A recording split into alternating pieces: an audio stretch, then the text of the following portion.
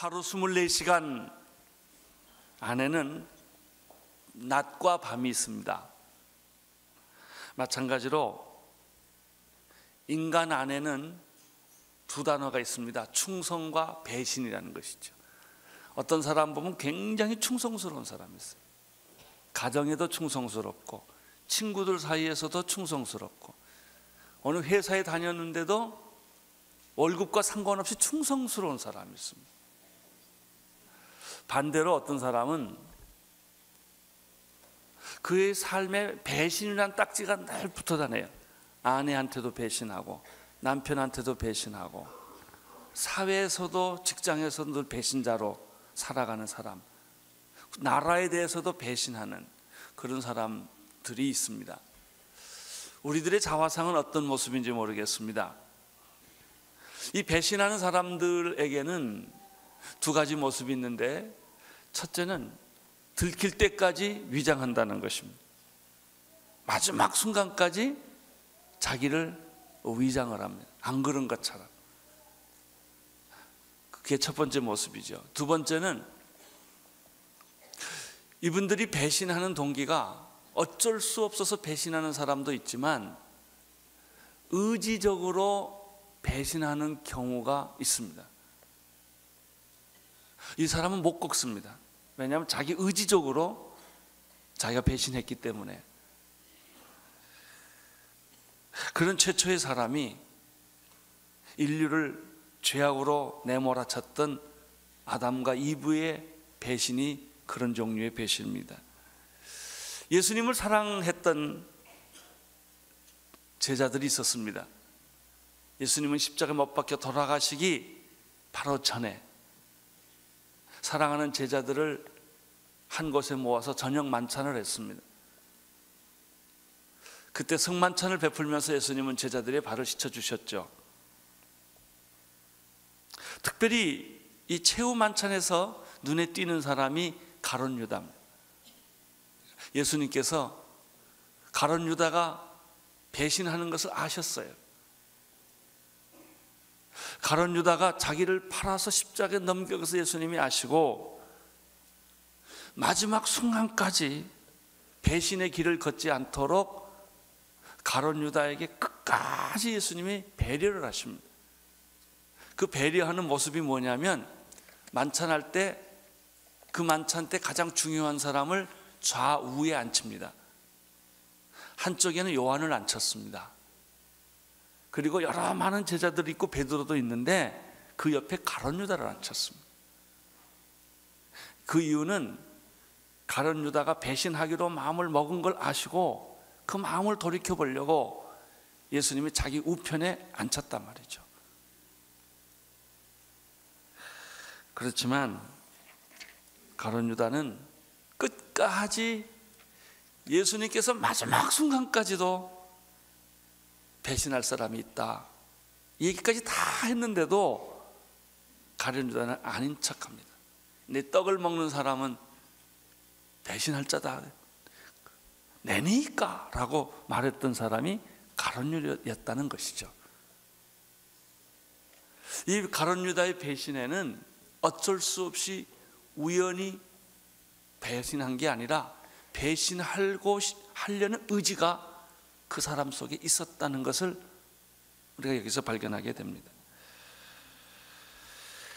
오늘 말씀을 보면 특별히 18절에 보면은 가룟 유다가 배신할 거다라는 예언을 합니다. 18절 함께 읽겠습니다. 시작. 내가 너희를 다 가리켜 말하는 것이 아니라 내가 나의 택한 자들이 누구인지 알미라. 그러나 내 떡을 먹는 자가 내게 발꿈치를 들었다 한 성경을 응하게 하려 함이라. 가룟 유다가 왜 배신했을까? 라는 이유를 여러 가지 많이 설명할 수 있지만 가장 중요한 것은 가룟 유다가 배신하기로 결정했다는 거예요. 의지적으로. 할 수 없이 배신한 게 아니에요. 뭐 돈 몇 푼 받고 배신했다라는 것은 그건 간단한 이유고요. 궁극적인 이유는 그가 예수를 팔아서 십자가에 넘겨야 되겠다라고 하는 의지적 결정을 그가 했다는 것이죠. 여러분, 불신앙 배후에는 의지적 자기 결정이 있어요. 예수님께서 시편 41편 9절의 말씀을 인용하면서 이것은 구약에서 예언한 것의 응답이다 라고 예수님 말씀하십니다.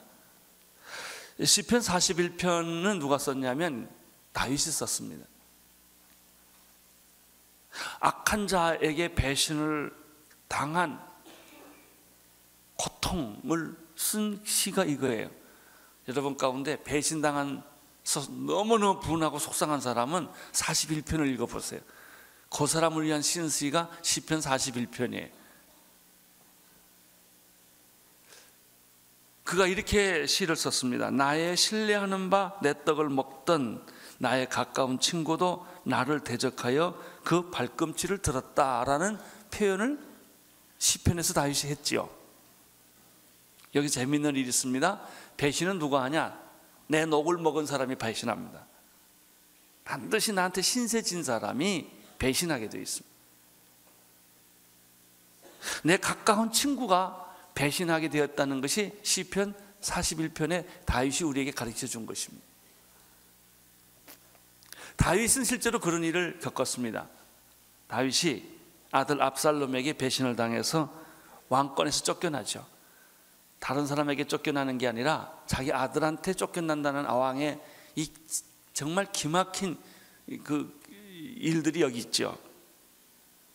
그런데 압살롬이 아버지 다윗을 쿠데타를 일으켜서 왕권을 뺏으려고 할 때 음모를 꾸며준 사람이 누구냐면 아히도벨이라는 사람이에요. 그런데 이 아히도벨은 다윗이 굉장히 사랑했던 사람이에요. 믿었던 사람이고 참모였습니다. 그런데 그 참모가 뒤에서 자기 아들을 이용해서 쿠데타를 일으켜서 왕권을 뺏은 장본인이었다는 사실이죠. 근데 성경 사무엘하 17장 12절에 보면은 이 아히도벨의 운명이 나와요. 아히도벨은 압살롬에게 다시 버림을 받고 고향으로 돌아와서 자살합니다. 가룟 유다하고 아주 흡사합니다. 그래서 이 말씀이 인용된 것입니다. 여러분, 나와 함께 일한다고 해서 다 내 편이 아니고 나의 녹을 먹고 나한테 신세를 졌다고 나의 친구는 아닙니다. 너무 그렇게 믿고 또 그렇게 신뢰했다가 당한 사람들이 얼마나 많습니까? 어느 날 그들은 배신의 칼을 뽑아들고 주인을 죽이고 주인의 재산을 다 빼앗아갑니다. 예수님은 가룟 유다의 배신을 아셨습니다. 예수님은 3년 동안 그럼에도 불구하고 가룟 유다를 회개시키고 돌아오게 하고 싶어가지고 끝까지 끌고 다녔어요. 기회를 주었습니다. 그런데 마지막 순간까지 자기 옆자리에 앉아서 마지막 이제 24시간 후면 예수님 십자가 못 박혀 돌아가는데 그 최후 만찬의 자리까지도 가룟 유다는 회개의 기회를 거절했습니다. 철저한 위장은 배신자들의 전형적인 모습입니다. 예수님 말했죠. 시편에 있는 말씀처럼 나를 배신할 것이다 하는 것이죠.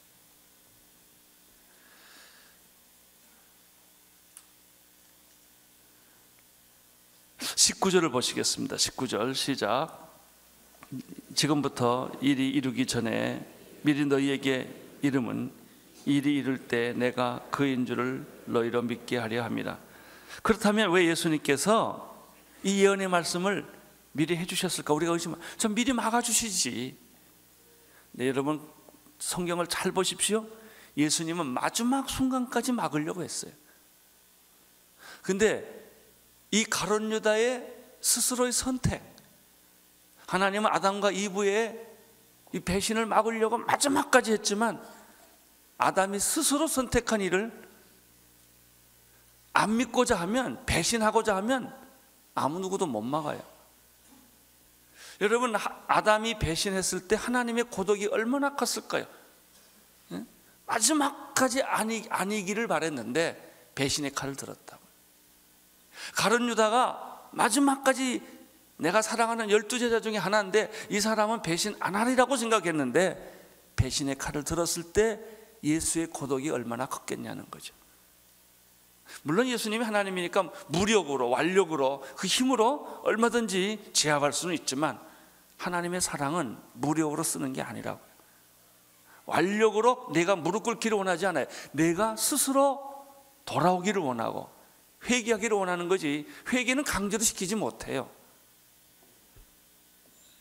무릎 꿇기는 할 수 있겠죠. 고개 숙이기는 할 수 있겠죠. 겁을 줄 수는 있겠지만 그건 진정한 회개 아닙니다. 회개는 스스로 돌아오는 거예요. 예수님도 가룟 유다를 마지막까지 설득을 못 시켰을 때 얼마나 그분의 마음이 고독하고 외로웠을까.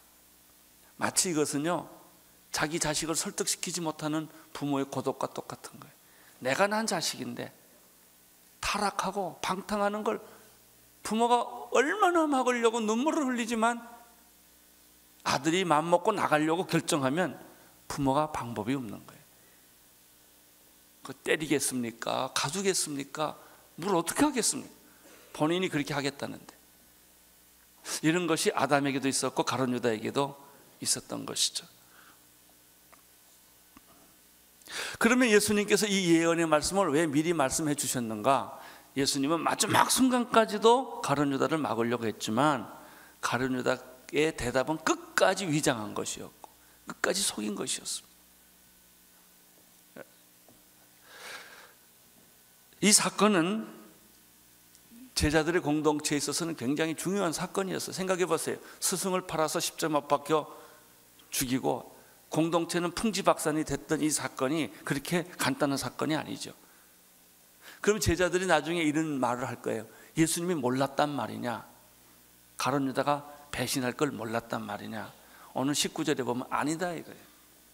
예수님이 다 아셨지만, 그리고 마지막까지 노력을 했지만 제 길로 갔기 때문에 너희들이 나중에 이 사실을 알고 됐을 때 믿음에 흔들리지 말아라. 이걸 가르쳐 주기 위해서 예언의 말씀을 미리 던지는 겁니다.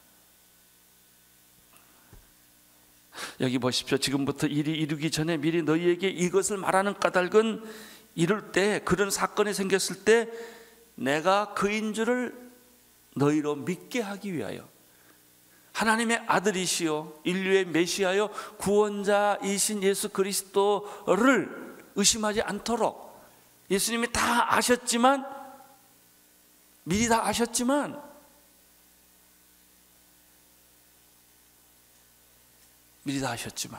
배신당할 것을 아셨지만 그를 품고 있었다는 사실, 그를 용서하기를 원했다는 사실, 그에게 기회를 주고자 했던 사실을 너희들이 나중에 알게 되므로 내가 그인 줄을 알게 하려 함이라, 믿게 하려 함이라 라고 말한 것입니다.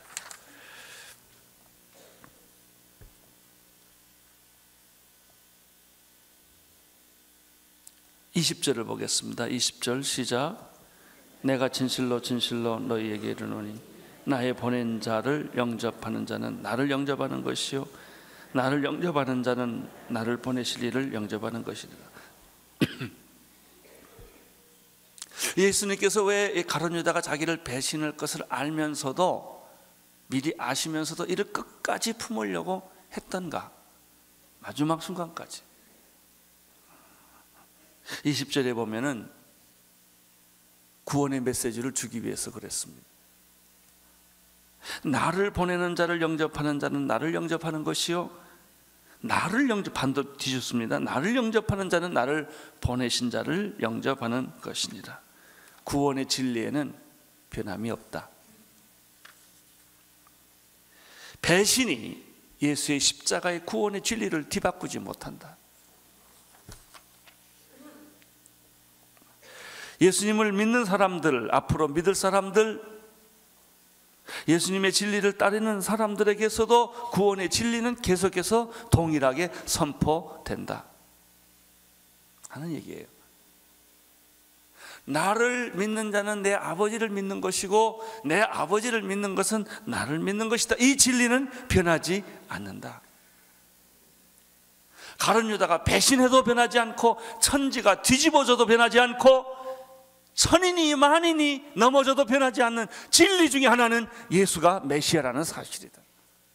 이것을 지금 예수님이 이야기를 하고 계시는 것입니다. 예언을 마치신 예수님은 그 마음이 심히 민망하셨다. 민망했다라는 말은 여러 가지 감정이 어쩔 줄을 모르는, 이게 예수님의 고독이에요. 힘 있는 자의 고독은 뭔지 아세요?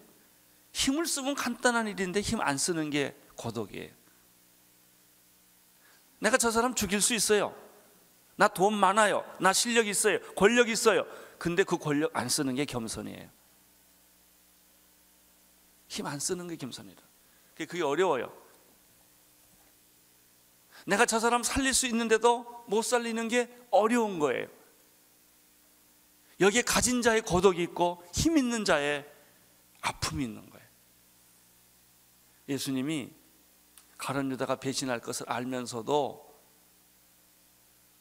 끝까지, 그가 마지막 순간까지도, 그가 문 밖에 나갈 때까지도 예수님이 하소연해요. 내 생각 바꿔라. 돌아와라.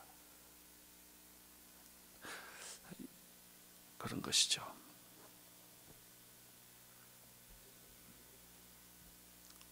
저는 아담과 이브의 선악과 사건을 새로운 각도로 우리가 좀 이해할 필요가 있다고 생각합니다. 아담과 이브가 하나님 먹지 말라는 선악과를 그냥 덥석 따먹었다. 먹음직하고 보암직하고 뭐 이래서 그냥 따먹은 거냐 이거.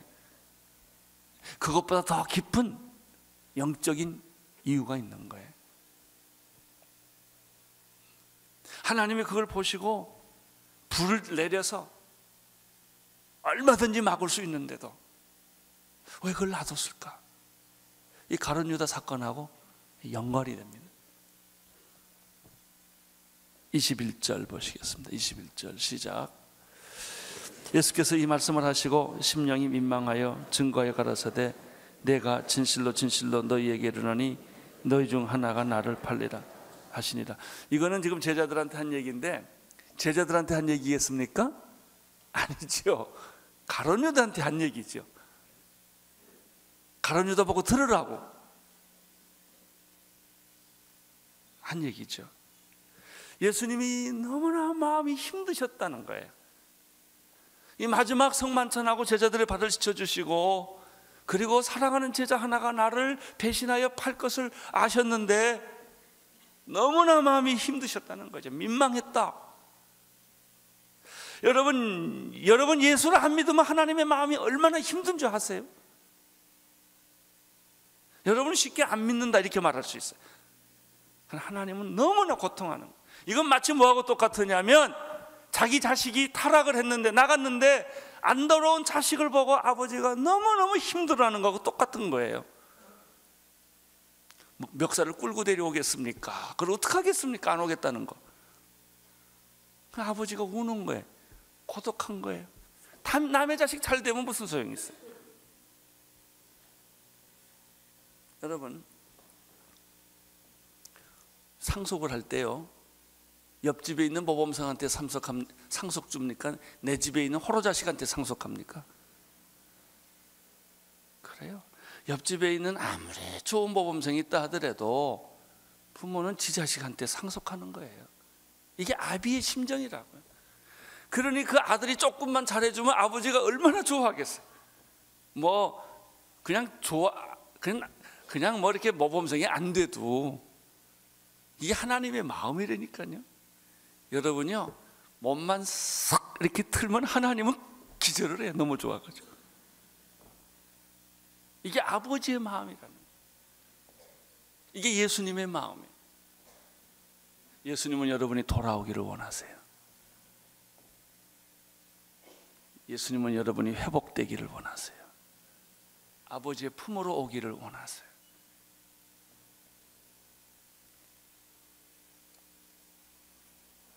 제자들은 예수님의 이 말씀의 의미를 몰랐지만 오직 한 사람 가룟 유다는 알고 있었습니다. 알고 있었지만 가룟 유다는 마음을 바꾸지 않았습니다. 예수님이 그렇게 말할수록 더 위장하는 거예요. 아닌 것처럼. 자, 22절, 23절 보십시오. 시작. 제자들이 서로 모여 네게 대하여 말씀하시는지 의심하더라. 예수의 제자 중 하나 곧 그의 사랑하시는 자가 예수의 품에 의지하여 누웠는지라. 그 당시에는 음식 먹을 때 풍습이 이렇게 약간 누워서 먹는 그런 스타일이 있어요. 요즘에 소파를 보니까 누워서 먹는 소파가 나왔더라고요. 이렇게 밥을 먹는데 아주 누워서 밥 먹게끔 만든 그런 소파가 나왔더라. 유태인들의 식사 습관이 그랬어요. 예수님의 품에 가룟 유다가 안긴 거예요. 그때 주님 사실 내가 이런 마음을 가졌어 이렇게 말을 했으면 간단한 문제예요. 아담이 말이죠, 선악과를 따먹었을 때 하나님이 아담아 아담아 내가 어디 있느냐 그럴 때 빨리 그때 주님 내가 그냥 먹었네요. 이러면 간단한 문제예요.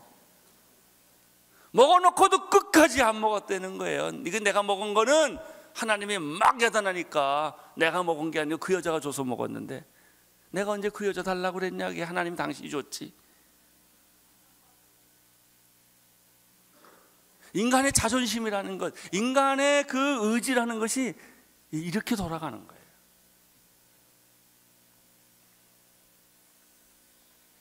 베드로는요 아직도 상황 파악을 뭔지 모르고 있어요. 떠들긴 하지 이 내용을 지금 뭔지 전혀 모르고 있고, 이걸 알고 있는 사람은 딱 한 사람이 예수님의 품에 앉아서 싹 웃고 있으면서 내니까 이렇게 말했던 가룟 유다는 예수가 한 말이 뭔지 정확하게 잊고 있었던 거예요. 오직 한 사람. 24절, 25절 읽어주십시오. 시작. 말씀하신 바가 누군지 말았어. 베드로는 이 파악을 못해요. 뭐가. 그 다음 읽어주세요. 그가 예수님의 가슴에 그대로 의지하여 말하되.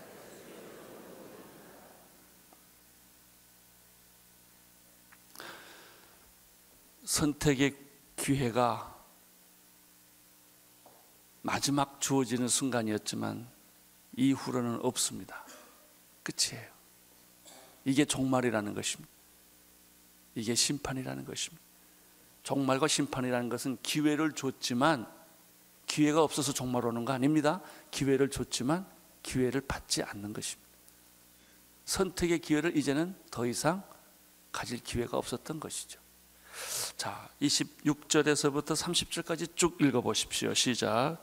예수께서 대답하시되 내가 한 조각을 찍어다 주는 자가 크니라 하시고 곧 한 조각을 찍으셨다가 가룟 시몬의 아들 유다에게 주시니 조각을 받은 후 곧 사탄이 그 속에 들어간지라. 이르시되 내 하는 일을 속히 하라 하시니 이 말씀을 무슨 뜻으로 하셨는지 그 앉은 자 중에 아는 이가 없고, 어떤 이들은 유다가 돈깨를 맡았으므로 명절에 우리의 살 물건을 사라 하시는지 혹 가난한 자에게 무엇을 주라 하시는 줄로만 생각했다는 것입니다. 근데 이걸 정확하게 안 사람은 누구예요? 가룟 유다 장본이에요. 유다가 그 조각을 받고 나가니까 밤이었다 이렇게 되어 있습니다.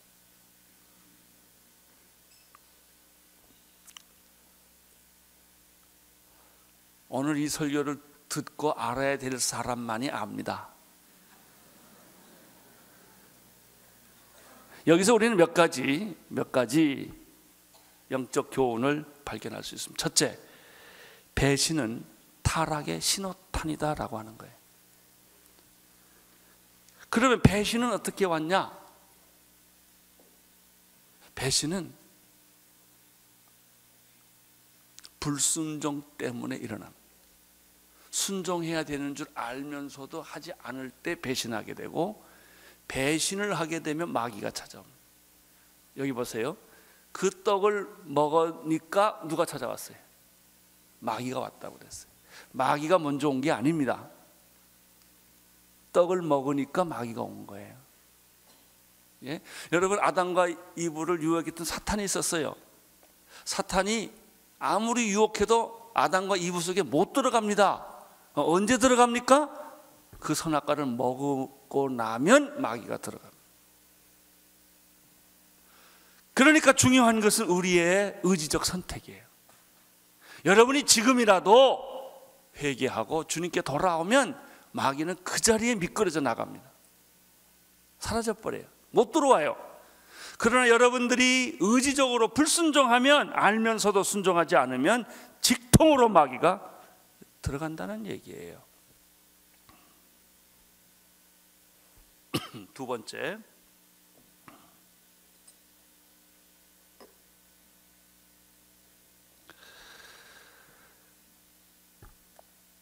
구원받기를 의지적으로 거부하지 마라. 구원받기를 의지적으로 거부하지 말아라. 하나님의 성령이 임하면요, 꼭 갈등해. 할까 말까, 할까 말까, 믿을까 말까, 믿을까 말까, 갈까 말까, 갈까 말까. 여기서 여러분들이 의지적으로 예수님을 선택하십시오. 그러면 축복이 옵니다. 마귀가 떠나가고요, 저주가 떠나갑니다. 근데 이 선택을 안 하면 뚝이 무너진 것처럼 사탄의 세력이 여러분을 지배하고, 세상의 세력이 여러분을 지배하고, 본능의 세력이 여러분을 지배하게 됩니다.